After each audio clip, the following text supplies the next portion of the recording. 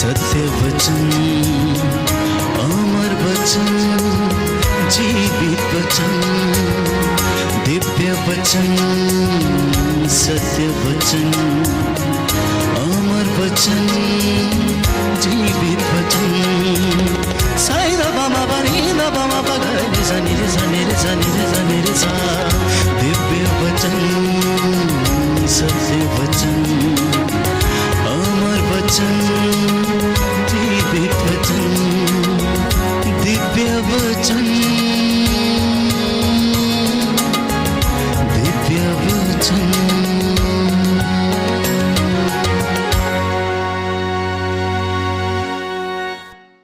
प्यारे भाइयों और बहनों, प्रभु ने आज कहा कि मेरे बच्चों से कहना कि मैं इनका जीवन बदल सकता हूं और इनको मैं बदल दूंगा। यदि ये मेरी बातें सुनेंगे, मेरी शिक्षा पर चलेंगे, तो ये बदल जाएंगे और इनकी परिस्थिति भी बदल जाएगी। कहता है मैं इनका भाग्य पलट दूंगा। कितने लोग विश्वास करते हैं कि प्रभु आपका भाग्य पलट सकता है? तो फिर इधर उधर क्यों भटकते रहते हैं? प्रभु के पास क्यों नहीं आते? क्यों प्रभु की परीक्षा लेते हैं? क्यों प्रभु की परीक्षा लेते हैं? वचन सुनने के बाद फिर से उसी गंदगी में जाते हैं। जैसे कि बाइबल हमें बताती है कि नहा धो के सूअर क्या करता है, फिर से उसी छप्पड़ में जाता है और उसी गंदगी में खेलता है। कुत्ता उल्टी करने के बाद अपना वमन खुद ही खाता है। कभी कभी इंसान ऐसी परिस्थिति में रहता है तो उसका विश्वास, प्यारे भाई और बहनों, दृढ़ नहीं है। अगर आप ये कहते हैं कि परमेश्वर आपका भाग्य पलट सकता है, तो उस वचन में हमें बने रहना है, हमने कायम रहना है। जिनके पास बाइबल है खोलिए, हम वचन पढ़ेंगे। यिर्मयाह नबी का ग्रंथ अध्याय 33 कि परमेश्वर का वचन आप लोगों से आज बातें करना चाहता है और कहता है कि इन बच्चों से कहो।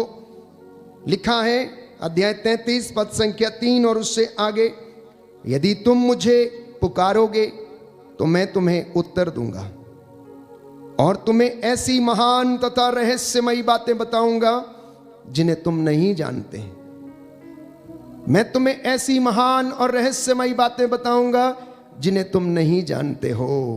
यिर्मयाह नबी का ग्रंथ अध्याय 33 पद संख्या 3 और उससे आगे। और लिखा है पद संख्या 6 में, लेकिन अब मैं इसे स्वस्थ और चंगा कर दूंगा। मैं लोगों को चंगा करूंगा और उन्हें प्रचुर शांति और सुरक्षा प्रदान करूंगा और इन्हें आशीष प्रदान करूंगा। बोलिए आमीन, आमीन, हालेलुया, हालेलुया, हालेलुया, हालेलुया। यीशु की स्तुति हो, यीशु की स्तुति यीशु हो, को धन्यवाद, यीशु को धन्यवाद, यीशु की आराधना हो, यीशु की आराधना यीशु हो, की महिमा हो, यीशु की महिमा यीशु हो, को धन्यवाद। यीशु को हे धन्यवाद। प्रभु यीशु, हे प्रभु ये यीशु, पवित्र वचन ये पवित्र मेरे वचन जीवन में मेरे जीवन में पूरे हो जाएं। पूरे हो जाए। हे पिता ईश्वर, हे पिता आज ईश्वर, के दिन के लिए, आज के दिन के जीवन लिए, के वरदान के लिए जीवन के वरदान मैं के लिए आपको धन्यवाद देता हूँ, मैं आपको धन्यवाद देता आपकी हूँ, आराधना करता हूँ। आपकी आराधना करता हूँ। हालेलुया। हालेलुया। प्रभु कहता है मैं यूदा और इज़राइल का भाग्य पलट दूंगा मैं यूदा और इज़राइल का भाग्य पलट दूंगा और उन्हें पहले जैसा बना दूंगा। और उन्हें पहले जैसा बना दूंगा। हालेलुया। हालेलुया। तो मैंने आपसे पूछा कि कितने लोग विश्वास करते हैं कि परमेश्वर आपका भाग्य पलट सकता है, तो आप में से बहुतों ने अंगीकार किया। और वास्तव में परमेश्वर का वचन ये कहता है कि मैं यूदा और इज़राइल का भाग्य पलट दूंगा। अर्थात आप चुनी हुई प्रजा का, जो मेरी बातों को सुनते, जो मेरे पीछे आते हैं, जो मेरी वाणी पर ध्यान देते हैं, कहता है मैं उनकी संतति को आशीष प्रदान करूंगा और इनका भाग्य पलट दूंगा।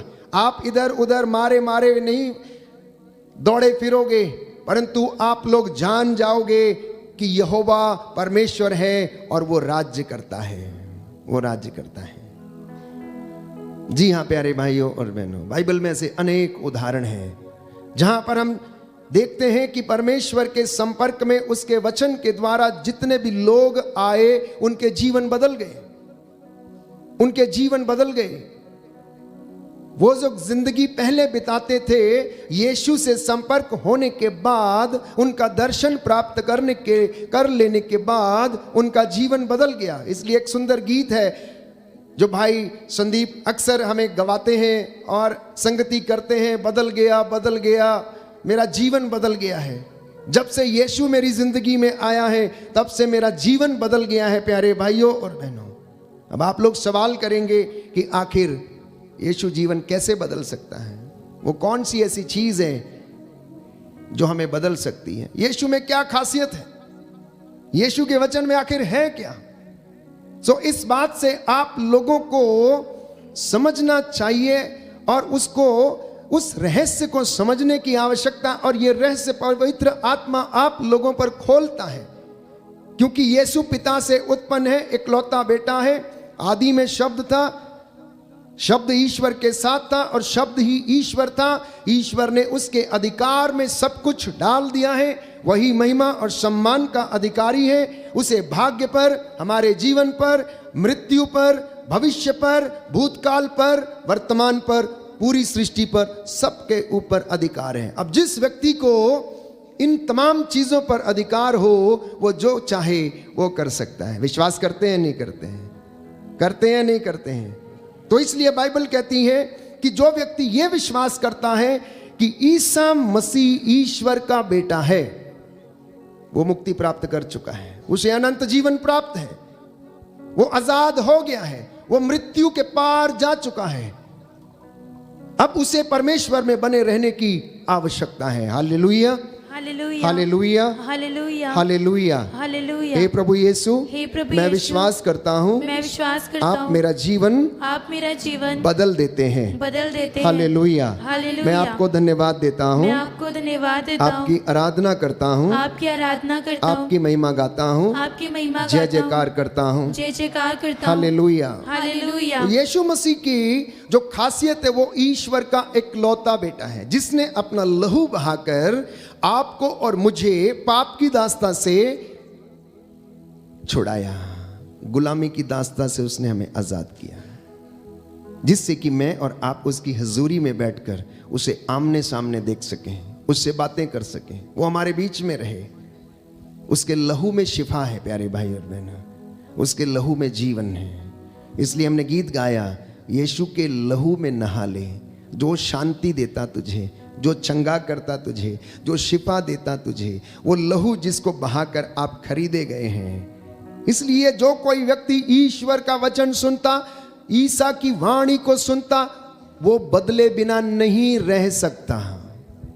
एक सुंदर उदाहरण बाइबल हमें बताती है प्यारे भाइयों और बहनों, साउल के विषय में, कि साउल जब तक परमेश्वर को नहीं जानता था, यीशु को जब तक नहीं जानता था, अपने तरीके से जिंदगी जीता था। उसके अंदर अहंकार था, उसके अंदर घमंड था, उसके अंदर अत्याचार था। हालांकि वो विद्वान था, उसे संहिता के संपूर्ण ज्ञान था, संहिता से वो बहुत अच्छी तरह वाकिफ था, लेकिन उसके अंदर प्यारे भाइयों और बहनों अहंकार, ईर्ष्या, मसीहों के प्रति ईर्ष्या, उन पर अत्याचार करना, उनको मारना, उनको काटना, उनको प्यारे भाइयों और बहनों नष्ट करना, ये उसके अंदर भरा हुआ था। उसके अंदर घृणा की आत्मा, दुष्ट आत्मा कार्य करती थी। इसलिए वो मसीहों को क्या करता था? मारता था। और एक दिन प्यारे भाइयों और बहनों, जब वो दमिश्क के रास्ते पर जा रहा था, तो परमेश्वर ने उसे दर्शन दिया, यीशु ने उसे दर्शन दिया। साउल अपने आप में एक वीर योद्धा था, वो घुड़सवारी बहुत अच्छी तरीके से जानता था, वो तलवार चलाना बहुत अच्छे तरीके से जानता था। शायद उसके मन में यह घमंड रहा होगा, गर्व रहा होगा कि मुझे कौन गिरा सकता है, मुझे कौन क्या कर सकता है, मैं तो एक बहुत बड़ा वीर योद्धा हूं, मैं विद्वान हूं, मैं पंडित हूं, मैंने बहुत सारा ज्ञान हासिल किया है, मैं इस संहिता के एक एक वचन को जानता हूं। प्यारे भाइयों और बहनों, प्रभु जानता था कि साउल का इस्तेमाल कैसे किया जाना है, इसलिए उसने इस नाचीज को अपने लिए चुन लिया। प्यारे भाई और बहनों, एक ऐसे अत्याचारी को जो मसीहों के ऊपर अत्याचार करता था, उसके अंदर बहुत सारी खूबियां थी। संहिता का ज्ञान था, यहूदी जनता के बीच में वो रहता था और धर्म का पालन करता था, नियमों का। लेकिन एक जो खराब बात थी, वो प्रभु के लोगों से घृणा, ईर्ष्या, अत्याचार, क्योंकि वो यीशु को स्वीकार करने में असमर्थ था। तो प्रभु यीशु ने इनिशिएटिव लिया। प्रभु यीशु ने इनिशिएटिव लिया। मार्ग में जा रहा था, सरपट घोड़ा दौड़ाए जा रहा था। एक रोशनी चमकी, घोड़े के पैर लड़खड़ाए और घोड़ा नीचे धरती के ऊपर और साउल औंधे मुंह धरती के ऊपर। पहली बार उसे लगा कि किसी ने उसके ज़मीर को, किसी ने उसके अहंकार को ललकारा है और वो उसी असमंजस में रह गया कि ये क्या हो गया, ये कैसे हो गया। एक इतना बड़ा घुड़सवार, तलवारबाजी करने वाला इंसान, उसको आज तक कोई जमीन पर नहीं गिरा पाया। आखिर ये कौन सी ऐसी शक्ति है जिसने उसे जमीन पर गिरा दिया, घोड़े से नीचे गिरा दिया। और बाइबल कहती है एक रोशनी चमकी और वो आंखों से क्या हो गया, अंधा हो गया। वो देख नहीं पाया। एक आवाज आई, साउल साउल तुम मुझे क्यों सताते हो। प्यारे भाइयों और बहनों, समझ नहीं पाया साउल कि उसके जीवन में क्या हो रहा है। उसने सोचा ऐसे ही कोई आवाज आ रही है। उसने फिर पूछा, आप कौन हैं? बोले, मैं ईसा नाज़री हूं जिसे तुम सताते हो। प्यारे भाइयों और बहनों, बस वहीं से उसका परिवर्तन शुरू हो गया। और आज उस साउल की लिखी हुई किताबों को हम पढ़ते हैं, पूरी दुनिया पढ़ती है। प्यारे भाइयों और बहनों, पूरी दुनिया पढ़ती है जो पत्र उसने रोमियो को, कुरिन्थियों को, गलातियों को, फिलिपियों को, याकूब को, योहन को जो पत्र लिखे, कलीसियाओं को जो पत्र लिखे, प्यारे भाइयों और बहनों, उनके विषय में हम पढ़ते हैं। और प्रभु यीशु ने उससे कहा, उठो और जाओ, अनानियस के घर में जाओ। और वहां पर अनानियस को आदेश दिया गया, उसे बताया गया कि क्या करना है, किस तरह से उसका अभिषेक करे जिससे कि उसकी दृष्टि वापस आ जाए। तो प्रभु यीशु ने इनिशिएटिव लिया। ये प्रभु यीशु का जोर था, ये पवित्र आत्मा की ताकत थी जो कि आपका भाग्य बदल सकती है, आपका जीवन बदल सकती है जब आप ना समझ रहे हो। इसलिए मैंने वचन में पढ़ा आपके लिए यिर्मयाह नबी का ग्रंथ अध्याय 33 पद संख्या 6 और उससे आगे उसका दूसरा भाग, कि मैं तुम्हारा भाग्य पलट दूंगा। दाहिना हाथ उठाकर अंगीकार करेंगे, हालेलुया हालेलुया। हे प्रभु यीशु, हे प्रभु यीशु, मैं विश्वास करता हूँ मैं विश्वास करता हूँ आप मेरा भाग्य पलट सकते हैं। आप मेरा भाग्य पलट सकते हैं। Hallelujah hallelujah. मैं अपना पुराना जीवन मैं अपना पुराना जीवन त्याग देता हूँ, देता अपने हूँ। जीवन से, अपने जीवन अपने से, परिवार से, अपने परिवार से बुराई को डिस्कनेक्ट करता हूँ। बुराई को डिस्कनेक्ट करता हूँ। Hallelujah hallelujah. हे प्रभु यीशु, हे प्रभु यीशु, मेरे जीवन को बदल दीजिए। मेरे जीवन को बदल दीजिए। तेरी इच्छा मेरे जीवन में पूरी हो जाए। तेरी इच्छा मेरे जीवन में पूरी हो जाए। आमीन आमीन। Hallelujah hallelujah. हालेलुया। हालेलुया। तो बाइबल हमें बताती है कि जो यीशु की शिक्षा को स्वीकार करता है उसे अनंत जीवन प्राप्त है। क्या है? क्या है? कैसे अनंत जीवन प्राप्त है? जो यीशु की शिक्षा स्वीकार करता है, जो यीशु की शिक्षा को स्वीकार करता और उस पर चलता है, उसे अनंत जीवन प्राप्त है। योहन का सुसमाचार अध्याय 5 पद संख्या 24, सुंदर वचन है। ये वचन किसी व्यक्ति के नहीं परंतु स्वयं प्रभु यीशु मसीह के वचन है, प्यारे भाइयों और बहनों। और यीशु ने कहा अध्याय 5 पद संख्या 24 में कि मैं तुम लोगों से यह कहता हूं, जो मेरी शिक्षा सुनता और जिसने मुझे भेजा उसमें विश्वास करता है, उसे अनंत जीवन प्राप्त है।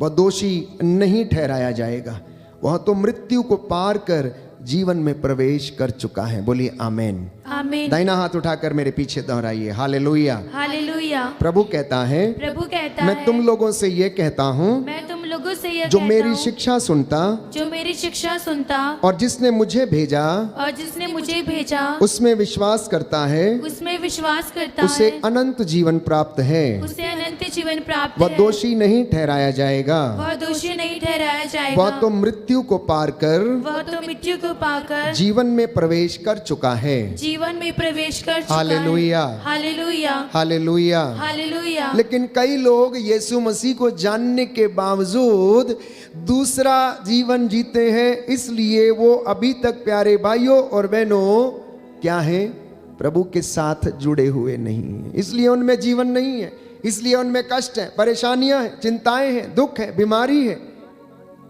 बहुत सारी समस्याएं उनके जीवन में है। हमेशा निराश रहते हैं, नकारात्मक सोच से भरे रहते हैं। यीशु मसीह को जाना लेकिन उसमें दृढ़ता पूर्वक विश्वास नहीं किया। तो बाइबल ही कहती है कि यीशु मसीह के वचन को दृढ़ता पूर्वक सुनना, उस पर ध्यान देना और उसमें बने रहना, तो प्यारे भाइयों और बहनों आपको अनंत जीवन प्रभु प्रदान करेगा। बोलिए आमेन, आमीन, हालेलुया, हालेलुया, हालेलुया। हालेलुया। क्यों प्रभु यीशु ये कहता है? तो अगर आप वचन पढ़ेंगे यूहन्ना का सुसमाचार अध्याय 10 पद संख्या 7 में, तो प्रभु यीशु ने स्वयं कहा कि भेड़शाला का द्वार मैं हूं। क्या हूं? भेड़शाला का द्वार है। कौन है? यीशु मसीह है। भेड़शाला का द्वार जिसमें भेड़े रहती हैं, अर्थात आप लोग जो विश्वासी हैं, ये प्रभु की चुनी हुई भेड़े हैं और उन भेड़ों को स्वर्ग राज्य में ले जाने के लिए एकमात्र रास्ता है प्रभु यीशु मसीह। इसलिए उसने स्वयं जब ये कहा कि भेड़शाला का द्वार मैं हूं, और पद संख्या 9 में वो कहता है मैं ही द्वार हूं, यदि कोई मुझसे होकर प्रवेश करेगा तो उसे मुक्ति मिलेगी। यदि कोई व्यक्ति मुक्ति प्राप्त करना चाहता है, स्वर्ग राज्य जाना चाहता है, तो उसे ईसा से होकर जाना पड़ेगा, क्योंकि ईसा जो पवित्र था, जो सच्चा था, उसने अपना पवित्र लहू बहाकर आपके लिए प्यारे भाइयों और बहनों उद्धार प्राप्त किया है, आपके लिए मुक्ति प्राप्त की है। उसके कोड़े खाने, उसके घावों के द्वारा आप चंगे हुए हैं। और वो प्रभु यीशु कहता है कि अगर कोई स्वर्ग राज्य में प्रवेश करना चाहता है तो उसे मुझसे होकर जाना पड़ेगा, क्योंकि मुझसे होकर गए बिना कोई भी पिता के पास नहीं आ सकता है। मुझसे होकर गए बिना कोई भी पिता के पास नहीं आ सकता है। अब फिर से आप अनजाने में पूछ सकते हैं, सवाल कर सकते हैं कि आखिर क्यों यीशु के पास आना है, आखिर उनकी शिक्षा में ऐसा क्या है। प्यारे भाइयों और बहनों, आप सुन के देखिए, आप पढ़ के देखिए, क्योंकि प्रभु ने ये स्वयं कहा है कि मेरी शिक्षा आत्मा और जीवन है। मेरी शिक्षा आत्मा और जीवन है। अब जिस शिक्षा में आत्मा है और जिस शिक्षा में जीवन है, तो क्या वो आपका जीवन नहीं बदलेगा? क्या वो आपका जीवन नहीं बदलेगा? किताबी ज्ञान जो आपको एक प्रोफेशनल एजुकेशन देता है, जिसके तहत आप नौकरी करते और पैसा कमाते हैं, तो पवित्र धर्मशास्त्र जिसमें यीशु की शिक्षा है, जो हमारे आध्यात्मिक जीवन के लिए है, जो हमें स्वर्ग का रास्ता जाने के लिए हमें रास्ता दिखाती है, तो क्या वो आपका जीवन नहीं बदलेगी? यदि आपकी स्कूली पढ़ाई आपको डिग्री हासिल करने के बाद एक अच्छी नौकरी दिला सकती है, तो आध्यात्मिक शिक्षा, यीशु की शिक्षा, यदि आप उस पर चलेंगे और इसमें डिग्री हासिल करेंगे, तो क्या आपको स्वर्ग राज्य नहीं मिलेगा? अवश्य मिलेगा प्यारे भाइयों और बहनों। इसलिए यीशु ने कहा कि नश्वर वस्तुओं के लिए नहीं, परंतु अनंत जीवन के लिए प्रयास करो। अनंत जीवन के लिए प्रयास करो।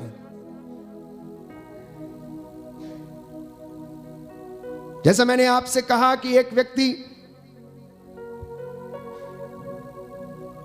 जो इस दुनिया से संपत्ति को स्वर्ग में लेकर जाना चाहता था, और वो लोगों से पूछने लगता है कि यदि कोई व्यक्ति मुझे ये उपाय बता दे कि मैं इस संपत्ति को अपने साथ स्वर्ग में कैसे लेकर जा सकता हूं, तो मैं उसे 1 करोड़ रुपया इनाम दूंगा। और यह बात पूरे शहर में फैल गई और एक अनजान व्यक्ति से उसकी मुलाकात हुई और उसने प्यारे भाइयों और बहनों उससे कहा कि मैं तुम्हें बताऊंगा कि तुम किस तरह से अपनी इस सांसारिक संपत्ति को स्वर्ग राज्य में लेकर जा सकते हो। और उसे बताता है, सवाल करता है कि जब तुम विदेश जाते हो तो वहां पर सबसे पहला काम क्या करते हो, जाने से पहले क्या करते हो। और वो राजा उसे जवाब देता है कि सबसे पहले मैं अपनी करेंसी को कन्वर्ट करता हूं उस देश की करेंसी में जहां पर मुझे जाना होता है।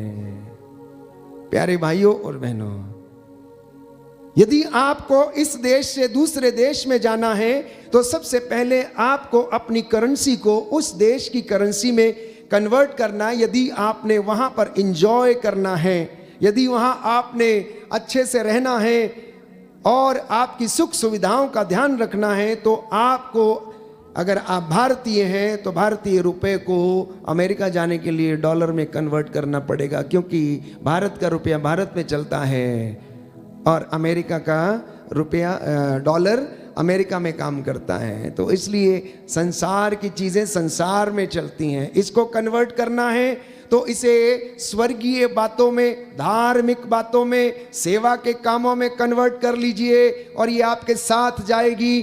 ठीक उसी तरह जिस तरह से एक भारतीय व्यक्ति यदि विदेश जाता है तो अपनी उस संपत्ति को कन्वर्ट करता है और वहां जाकर क्या करता है, अपनी संपत्ति खरीद लेता है।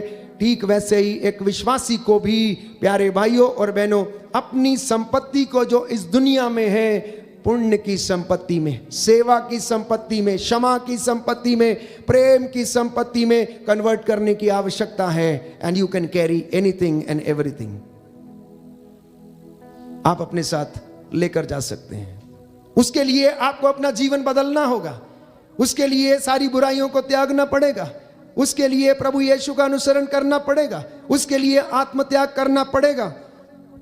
और मैंने कहा कि आप सवाल कर सकते हैं कि आखिर यीशु के बातों में ऐसी क्या बात है। आप पढ़िए और आप स्वयं, आपको पता लग जाएगा कि यीशु की शिक्षा में आखिर ऐसी कौन सी चीज है। यीशु ने कहा, मेरे शब्द आत्मा और जीवन है। बोलिए आमीन।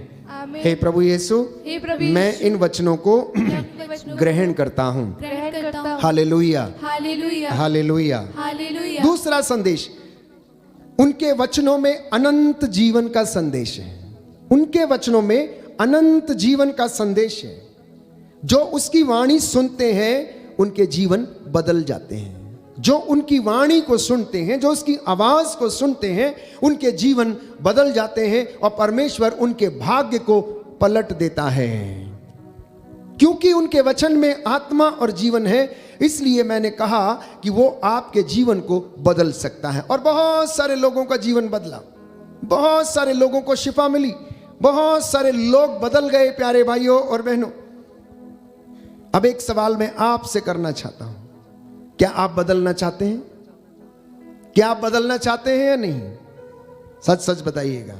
ऐसे ही मुंडी मत हिलाइए, ऐसे सिर मत हिलाइए। क्या आप बदलना चाहते हैं या नहीं? क्या आप बदलना चाहते हैं या नहीं? चाहते हैं तो जोर से बोलना, मैं बदलना चाहता हूं, मैं बदलना चाहता हूं। यस प्यारे भाइयों और बहनों, और प्रभु आपको बदल देगा। क्या आप प्रभु के पास आना चाहते हैं या नहीं? अब आएंगे या नहीं आएंगे?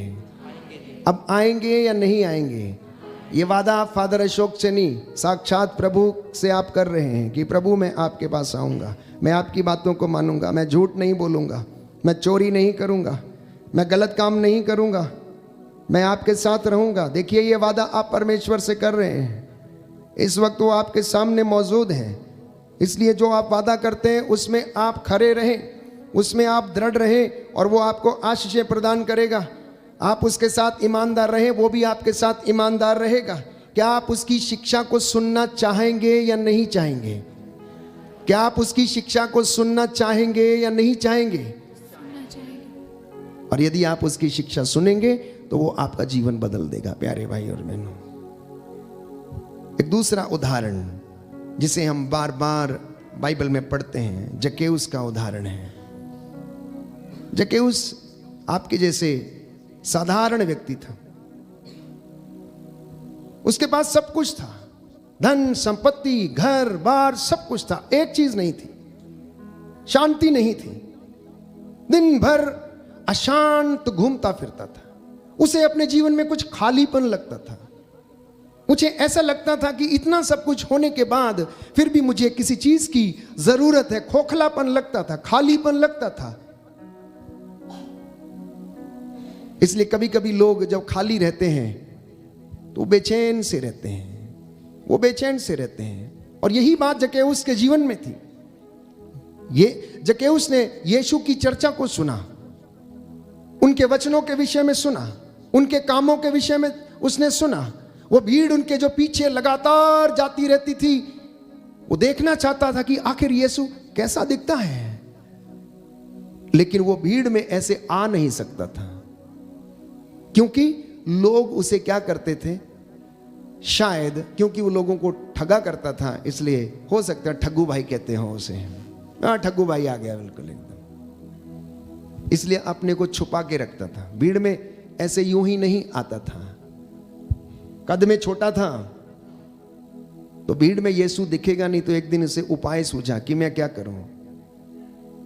उसने कहा ईसा इस रास्ते से जा रहा होगा तो मैं पेड़ पे चढ़ के उनको देखूंगा, मैं पेड़ पर चढ़कर उसे देखूंगा। और बाइबल के अनुसार सिकामोर ट्री, जिसे हिंदी की बाइबल में गूलर का जो संज्ञा दी गई है प्यारे भाई और बहनों, उस पर जाकर चढ़ लेता है। अपने आप को पत्तों में छिपाने की कोशिश करता है, क्योंकि उसके अंदर एक अपराध बोध था। अपराध बोध कैसा? लोगों को ठगने का, लोगों को ठगने का अपराध बोध। और जब अपराध बोध मन में आ जाए तो वो व्यक्ति संपूर्ण रूप से आजादी से घूम नहीं सकता। उसके अंदर एक ही बात खटकती रहती है कि मैं ऐसा हूं, मैंने ऐसा किया है, मुझसे ये गलती हो गई है, ऐसा नहीं करना चाहिए था, लोग मेरे विषय में क्या कहेंगे, वो व्यक्ति क्या कहेगा, ये व्यक्ति क्या कहेगा। ये बात उसके मन में खटकती रह रही थी, खटकती रह रही थी। इसलिए वो क्या करता है, गुलर के पेड़ पे चढ़ता, पत्तों में छिपा लेता है। हाँ, प्रभु की नजरें देखिए, क्योंकि बाइबल कहती परमेश्वर तो हृदयों की था लेता है, और परमेश्वर जो सच्चे खोजी हैं उनकी तलाश में रहता है। और पूरी भीड़ में से एक व्यक्ति जो था सच्चे मन से यीशु को देखने की कोशिश कर रहा था, अनुभव करने की कोशिश कर रहा था। उसे देखना चाहता था कि यीशु कैसा है, उसे सुनना चाहता था। वो इस बात का अंदाजा लगाना चाहता था कि आखिर इतनी भीड़ यीशु के पास, यीशु के पीछे कैसे रहती है। इसके पास एक थैला है, हो सकता है उन्होंने कुर्ता पहना हो या पजामा पहना हो, या फिर अपनी प्रथा के अनुसार जो वेशभूषा थी वो एक झोली, और उसमें जो भी कुछ रहा होगा, और सैकड़ों की भीड़ उसके पीछे। और ये अमीर ज़्यादा ठग्गू भाई, इसके घर में सब कुछ है, लेकिन लोग इसे क्या करते हैं, चिढ़ाते हैं, लोग गाली देते हैं, इसके पास आना नहीं चाहते, लोग इससे मिलना नहीं चाहते, लोग इससे बात करना पसंद नहीं करते, लोग इसको खड़ूस बोलते होंगे। ऐसी तमाम बातें उसके मन में चल रही थी। प्यारे भाई और बहनों, जैसे ही यीशु उस रास्ते से गुजरा, बाइबल बताती है यीशु ने अपनी नजरें पेड़ की ओर दौड़ाई और कहा, जक्कैउस जल्दी नीचे आ जाओ, जक्कैउस जल्दी नीचे आ जाओ, मुझे देखने से तुम्हारा कुछ नहीं होगा, पेड़ पर बैठे रहने से और मुझे देखते रहने से कुछ भी नहीं होगा। और ये आवाज आज आप लोगों को भी है जो प्रभु को देखने के लिए आए हैं। ये आवाज आज आप लोगों को दी जा रही है, ओ एंथोनी, ओ सामुएल, ओ दीपक, मुझे देखने से तुम्हारा कुछ नहीं होगा, तुमको मुझे अपने घर में लेकर चलना पड़ेगा, मुझे तुम्हारे घर में रहना पड़ेगा, क्योंकि तुम्हारे घर में टूटी फूटी हैं चीजें, तुम्हारा घर टूटा फूटा पड़ा हुआ है, मैं उनको आकर ठीक करूंगा। जैसे आप एक मिस्त्री को लाते हैं अपना घर रिपेयर करने के लिए, यीशु आपके टूटे फूटे आध्यात्मिक जीवन को आकर ठीक कर देगा। इसलिए यीशु ने कहा, जक्कैउस जल्दी नीचे आओ, मुझे देखने से तुम्हारा कुछ नहीं होगा, यूं ही मुझे बैठ कर देखते रहोगे, कुछ नहीं होगा, मुझे तुम्हारे घर में चलना पड़ेगा, मुझे तुम्हारे घर में आना पड़ेगा, तुम्हारे घर में रहना पड़ेगा, क्योंकि जहां मैं हूं वहां अनंत जीवन है, जहां मैं हूं वहां पर शिफा है, जहां मैं हूं वहां चंगाई है, जहां मैं हूं वहां उन्नति है, और जहां मैं हूं और मेरे वचन है वहां पर शैतान अपना कार्य नहीं कर सकता। इसलिए मुझे तेरे घर में चलना पड़ेगा, इसलिए मैं तेरे घर आना चाहता हूं। शायद ये वार्तालाप उनके बीच में हुआ होगा। ये बातें बाइबल में नहीं कही हैं, अगर इनको हम समझने की कोशिश करें तो ये बातें अवश्य हुई होंगी उनके बीच में। हालांकि बाइबल में इस विषय में नहीं लिखा है। प्यारे भाइयों और बहनों, जब दो लोगों में बातचीत होती है तो अनेक बातें होती हैं। जक्कैउस का इतना आश्चर्य हुआ, अरे ये आदमी मेरा नाम जानता है, ये कैसे हो सकता है? ये मेरा नाम जानता है, इसका मतलब ये मेरे कामों को भी जानता है, इसका मतलब ये भी जानता है कि मैंने किसको ठगा है, किसको क्या किया, किसको मैंने नुकसान पहुंचाया है। वो असमंजस में पड़ गया प्यारे भाई और बहन। उसने आओ नहीं देखा, ताओ नहीं देखा, उसने विश्वास किया कि वास्तव में ये कोई महान व्यक्ति है, इसलिए वो यीशु को लेकर अपने घर गया। इतना ही नहीं, जब यीशु ने उससे कहा कि मैं तेरे घर आना चाहता हूं, तो घर की दहलीज पर कदम रखते ही प्यारे भाइयों और बहनों, प्रभु ने जब उसके घर में प्रवेश किया तो जक्कैउस अनायास बोल उठा कि प्रभु मैं अपनी संपत्ति को बेचकर इसका आधा भाग गरीबों में बांट दूंगा, और जिसका मैंने ठगा है उसका मैं 4 गुना लौटाऊंगा। अगर किसी से 10 रुपए ठगे हैं तो मैं 40 रुपए लौटाऊंगा, 4 गुना उसे मैं वापस करूंगा। प्यारे भाइयों और बहनों, उसका 4 गुना वापस करूंगा। ये उसके मन में परिवर्तन था। तो जो व्यक्ति परमेश्वर की हजूरी में आ जाता, उनके संपर्क में आ जाता है, उसकी शिक्षा को सुन लेता है, उन्हें देख लेता है, अनुभव कर लेता है, उसका बदलना निश्चित है। उचित समय आने पर परमेश्वर उसके जीवन में कार्य करने लगता है, और जक्कैउस का जीवन बदल गया। और यीशु ने कहा कि आज इस घर में क्या हुआ है? शांति आई, उद्धार आया, चंगाई आई है, और जक्कैउस का जीवन बदल गया। जक्कैउस का जीवन बदल गया। पेतरुस एक साधारण मछुआरा था, बहुत जल्दी जल्दी बातें किया करता था, जवाब देने में बिल्कुल तैयार रहता था, बिना सोचे समझे जवाब दे दिया करता और बोल दिया करता था। एक साधारण मछुआरा, ना ज्यादा पढ़ा लिखा था। प्यारे भाइयों और बहनों, प्रभु उसे बुलाता है, इतना उतावला रहता है, लेकिन उसका जो पहला नाम था वो था, क्या नाम था उसका? क्या नाम था पहला नाम जो? शिमोन। प्रभु यीशु ने पेतरुस नाम कैफा अर्थात चट्टान जो था वो बाद में दिया। पेतरुस तुम चट्टान हो, और इस चट्टान के ऊपर मैं अपनी कलीसिया का निर्माण करूंगा। ये सब कैसे हो गया, कैसे बदल गया? पेतरुस के स्वभाव को समझने की कोशिश करेंगे। यीशु ने शिमोन से क्या कर दिया? पेतरुस बना दिया। अविश्वास करने वाले से विश्वासी बना दिया। जो विश्वास में कमजोर था, जिसकी नींव कमजोर थी, उस नींव को उसने दृढ़ बना दिया, और उस नींव के ऊपर अपनी कलीसिया का निर्माण कर दिया। अपने अंदर शिमोन को ढूंढिए और पेतरुस को ढूंढिए। ये 2 स्वभाव हमारे अंदर हैं कि जब हम विश्वास नहीं कर पाते तो हम शिमोन के जैसे आचरण करते हैं, उतावलापन करते हैं, हम विश्वास नहीं कर पाते हैं। प्यारे भाइयों और बहनों, ये 2 कॉम्प्लेक्स हमारे अंदर चलते रहते हैं कि शिमोन का व्यक्तित्व कैसा था और पेतरुस का व्यक्तित्व कैसा रहा।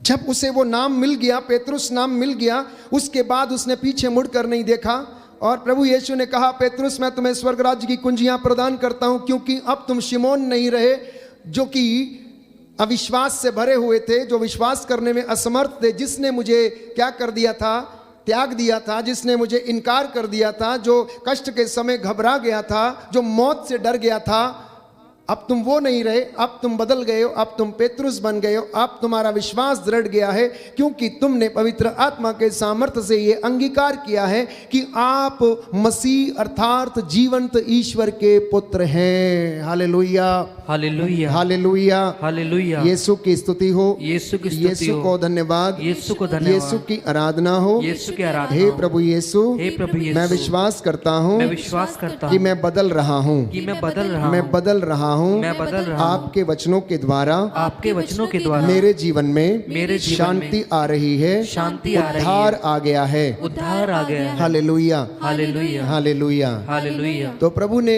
शिमोन को पेतरुस बना दिया, क्योंकि उसने ईसा की वाणी को सुना, उसकी शिक्षा को उसने सुना और उसने अपने जीवन में उसको धारण किया। उसकी शिक्षा को सुनने के बाद सिमोन पेतरुस ने, प्यारे भाइयों और बहनों, उसको अपने जीवन में एग्जीक्यूट किया। तो ये 3 उदाहरण मैंने आपको दिए। अब इन व्यक्तियों की जगह पर अपने आप को रखें और सोचें और मनन चिंतन करें कि परमेश्वर आपको कैसे बदल रहा है। हमारे बीच में एक बहन है जसलीन, जिसको परमेश्वर ने छुआ, उसका जीवन बदला और उसने प्रभु को ग्रहण किया अपने परिवार के साथ। प्यारे भाइयों और बहनों, ऐसे तमाम लोग हैं जिनकी गवाहियां आज आप सोशल मीडिया पर सुन सकते हैं कि परमेश्वर ने किस तरह से, यीशु मसीह ने उनको दर्शन दिए और उनका जीवन बदल गया और उनके द्वारा बहुत सारे लोग प्रभु को जान पाए। तो परमेश्वर सबसे पहले आपके मनों को बदलता है। परमेश्वर क्या करता है? सबसे पहले आपके मनों को बदलता है। इसलिए संत पौलुस लिखता है रोमियो के पत्र अध्याय 12 पद संख्या 2 में कि आप संसार के अनुकूल ना बने, आप संसार के अनुकूल ना बने। लिखा है अपना स्वभाव बदल लें, बल्कि आप संसार के अनुकूल ना बने, बल्कि सब कुछ नई दृष्टि से देखें और अपना स्वभाव बदल लें। इस प्रकार आप जान जाएंगे कि ईश्वर क्या चाहता है और उसकी दृष्टि में क्या भला, सुग्राह्य तथा सर्वोत्तम है। तो संत पौलुस इस विषय में स्पष्ट है कि आप लोग क्या करें। अगर बदलना है सबसे पहले तो अपना स्वभाव बदलें, अपनी बोली बदलें, अपने विचारों को बदलें, अपने शब्दों को बदलें। जो आज गाली देते हैं, कल से और आज से गाली देना छोड़ दें, अभी से गाली देना छोड़ दें। जो लड़ाई झगड़ा करता है वो आज से ये प्रण करे प्रभु से कि मैं लड़ाई झगड़ा नहीं करूंगा। जो गलत कार्य करता है वो आज से वादा करे कि मैं गलत कार्य नहीं करूंगा। आप बदल जाएंगे। लोग आपको, प्यारे भाइयों और बहनों, बदला हुआ सा देखेंगे और कहेंगे इनको क्या हो गया है, इसका जीवन तो ऐसा था, ये बड़ा शांत हो गया है, ये बड़े अच्छे दिखते हैं, अभी क्या हो गया है, तो बदल गए। पूरा परिवार एक साथ प्रार्थना करता है, पूरे परिवार में शांति है, इनमें आपस में भाइयों में बड़ा प्रेम है, ये एक साथ मिलते जुलते हैं, ये एक साथ उठते बैठते और प्रार्थना करते हैं। लोग इस तरह की बातें आपके विषय में कहेंगे यदि आप संसार के अनुकूल नहीं बनेंगे। यदि आप संसार के अनुकूल बनेंगे तो जानते लोग क्या कहेंगे? ओ कोई बात नहीं, हमारे जैसा ही है, कोई फर्क नहीं पड़ता है, क्या फर्क पड़ता है, वो कौन सा बड़ा है, आ जाओ उसी को ले आओ। इसके विषय में बाइबल जानते हैं क्या कहती है? पाप अन्याय करने वाले की खोज में रहता है। क्या करता है? पाप अन्याय करने वाले की खोज में रहता है। मतलब जो व्यक्ति जैसा होता है वो अपने जैसा व्यक्ति पूरी भीड़ में ढूंढ लेगा।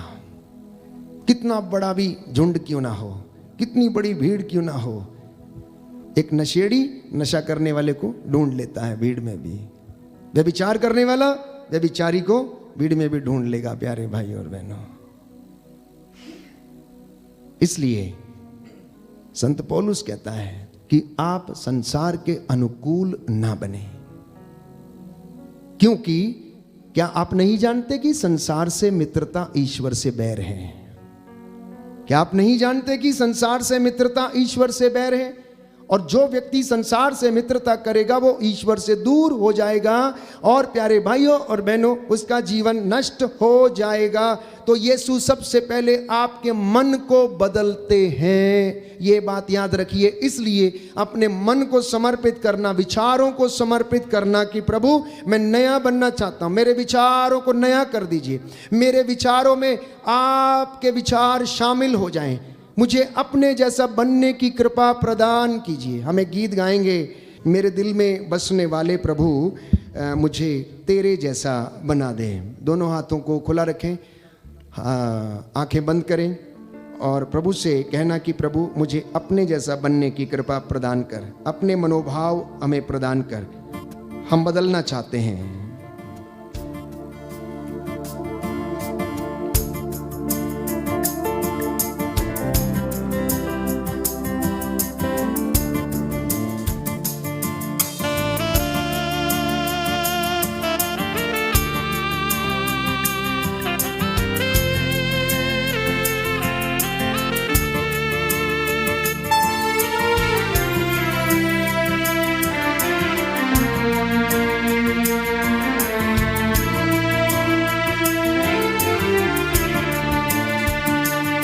मेरे दिल में बसने वाले प्रभु मुझे तेरे जैसा बना दे।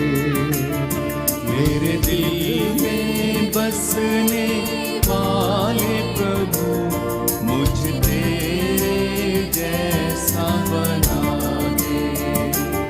मेरे दिल में बसने वाले प्रभु मुझे तेरे जैसा बना दे। दिल में बसने वाले प्रभु मुझे तेरे जैसा बना दे। तेरे प्रेम से मुझे भर दे, तेरे प्रेम से मुझे भर दे। तेरी शांति से मुझे भर दे, तेरी शांति से मुझे भर दे। मुझे तेरे जैसा बना दे, मुझे तेरे जैसा बना दे। मेरे दिल में बसने वाले प्रभु मुझे तेरे जैसा बना दे। मेरे दिल में बसने वाले प्रभु मुझे तेरे जैसा बना दे। तेरी ज्योति से मुझे भर दे, तेरी ज्योति से मुझे भर दे। तेरी शांति से मुझे भर दे, तेरी शांति से मुझे भर दे। मुझे तेरे जैसा बना दे, मुझे तेरे जैसा बना दे। मेरे दिल में बसने वाले प्रभु मुझे तेरे जैसा बना दे। मेरे दिल में बसने वाले प्रभु मुझे तेरे जैसा बना दे। तेरी शक्ति से मुझे भर दे, तेरी शक्ति से मुझे भर दे। तेरी मुक्ति से मुझे भर दे, तेरी मुक्ति से मुझे भर दे। तेरे आत्मा से मुझे भर दे, तेरे आत्मा से मुझे भर दे। तेरे आनंद से मुझे भर दे, तेरे आनंद से मुझे भर भर दे, मुझे तेरे जैसा बना दे, मुझे तेरे जैसा बना दे। मेरे दिल में बसने वाले प्रभु, मुझे तेरे जैसा बना दे। मेरे दिल में बसने